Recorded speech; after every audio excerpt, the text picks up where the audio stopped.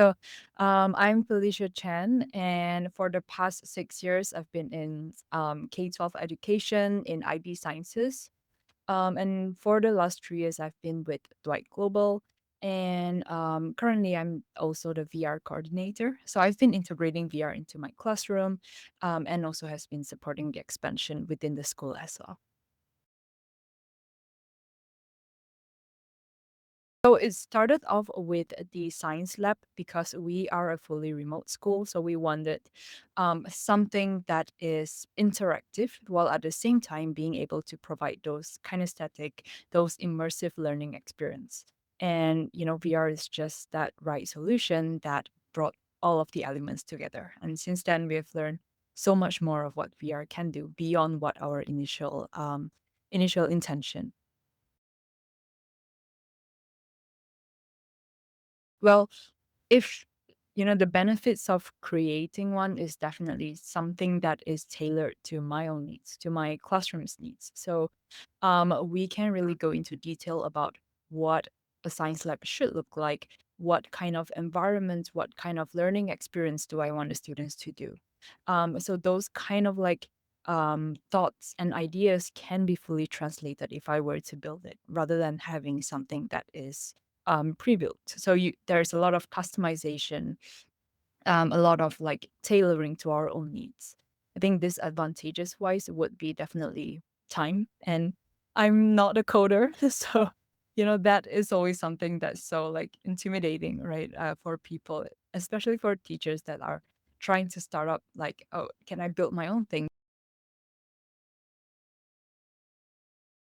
Yeah. So what I managed to create was uh, an overview of what a science lab should look like. And my intention with my prototype was an introduction to a chemistry lab. So instead of students going into a lab and needing an instructor all the time, and we're talking about availability of manpower, and what if the student misses a class or misses a lesson?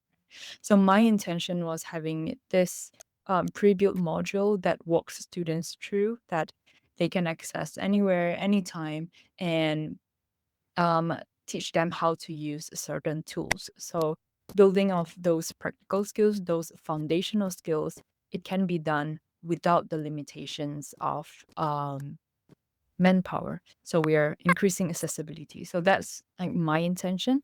And I like my goal is to make it um as hands-on as possible, so that the students, they get all the instructions in there. Once they go in there, it's very intuitive, of like, this is step one, and then once you're done, you move on to step two. And being able to do things like collecting observation, collecting data, and noting down what they learn. So trying to build those skills without constantly needing those manpower and resources from the school.